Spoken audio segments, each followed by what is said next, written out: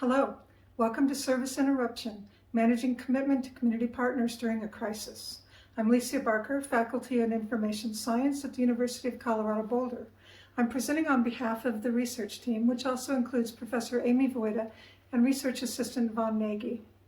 We conducted a survey on computer and information science faculty's perceptions and experiences with service learning in spring 2020, right in the middle of the massive shutdowns due to the COVID-19 pandemic. We took the opportunity to explore the experiences of anyone who was trying to teach a service learning course during that disruption. Although the COVID-19 shutdown might be one of the most widespread and long-lasting disruptions in modern history, it's certainly not the only kind of disruption that can affect higher education. Examples are natural disasters like Hurricane Maria's 2017 devastation of Puerto Rico, and political events like the Islamic State's closure of Al-Furat University in 2014. Disruptions are even more problematic when a course integrates service learning. In the next few minutes, I will define service learning, how the design of service learning courses are different from other kinds of courses, and describe the implications of course design from our survey results. To find out about the survey methodology and an overview of the results, please read the paper. So what is service learning? We use this definition. Service learning is an authentic education experience in which students provide service to a community partner while learning content knowledge, professional skills, and critical thinking. We asked our survey respondents to read this definition in our survey so that they wouldn't respond to questions based on some other approach to teaching.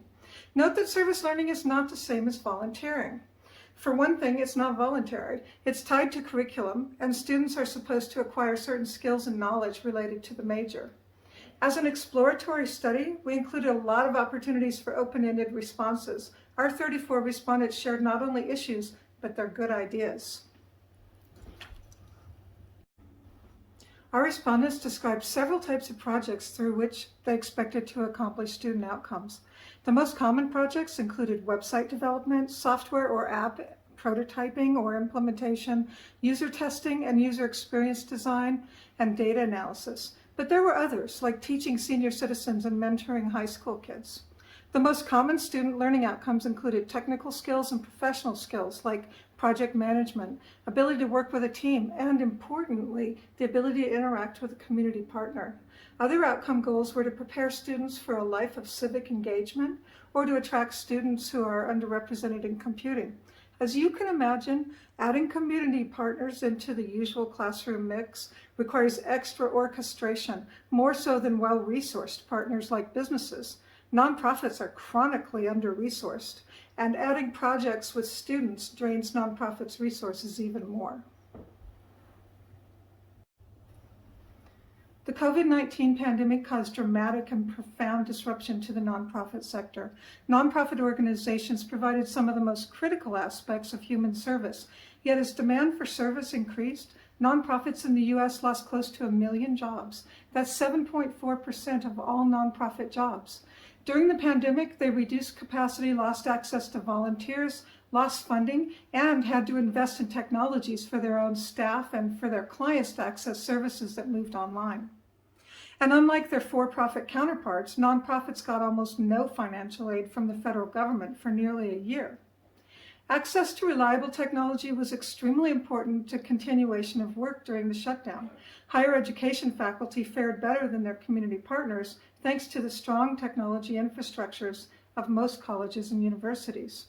When interaction with partners was reduced or lost, the important professionalism and civic disposition goals for students were negatively affected.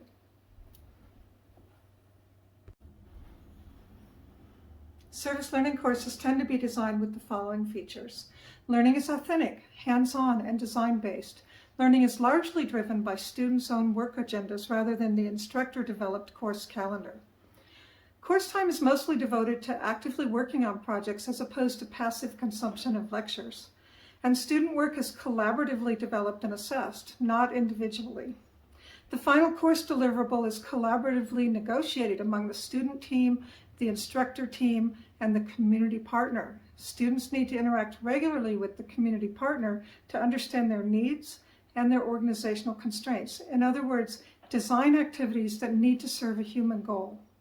Faculty who planned for students to learn through interaction with a community partner had to make hard decisions during the shutdown. Should they drop the project? Should they reduce the scope of the project? Or could their course design allow students to complete the project? We heard all of these issues and how people manage their commitment to the community in the survey responses.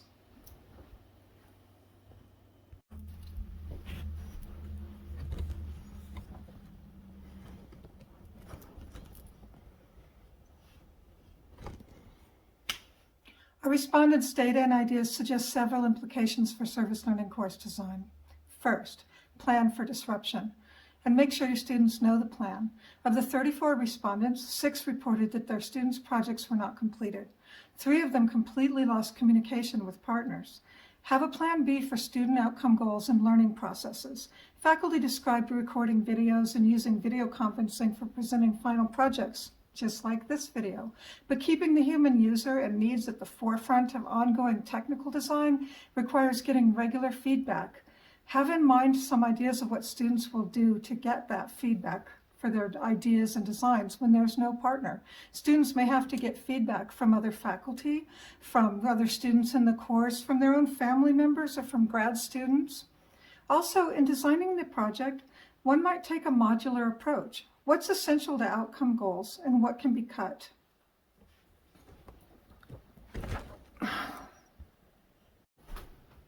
Second, choose projects that are more likely to continue in the face of disruption.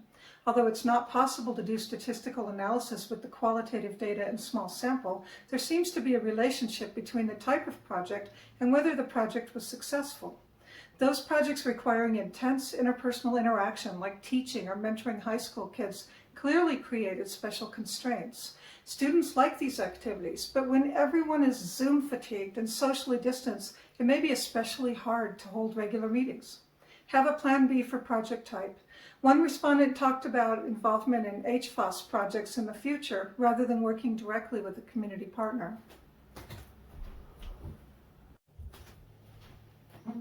Third, design a communication schedule into the course, both for interacting with partners and among team members. Some respondents believed that they had failed to reach their outcome goals because they had used teaching approaches that depended on team interaction and peer mentoring.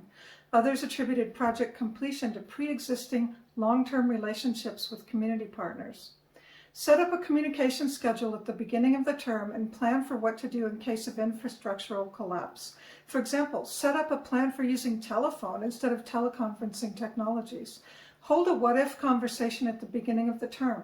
Make sure students know how to maintain effective relationships with partners and understanding partners' constraints.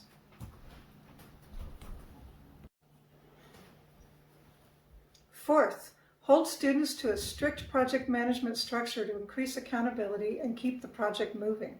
One respondent required students to maintain a project log and stick to strict deadlines in which they gave something of value to the community partner every 2 weeks. This may have also reminded students of their human implications of the work they were doing and may have made the work more meaningful. Another respondent described completing project milestones early in the term, which gave the project momentum. Set up an expectation of regular deliverables, even if informal, like reporting progress in stand-up meetings.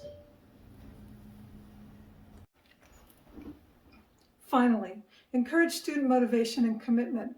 Some respondents talked about students having a strong intrinsic commitment to the work and interacting with partners. Some faculty tried to engender intrinsic commitment by talking about moral obligations to students. They said they spoke to their students as though they were professionals who are upholding moral commitments and who have obligations to provide service to society. Others talked about influencing commitment extrinsically. They pointed out that partners can be future employers or writers of recommendation letters. Some repeated the social goods students provided to partners, sharing with them information about the constraints under which nonprofits do their work. Okay, that's it. Thank you. For more details, please read our paper. Bye.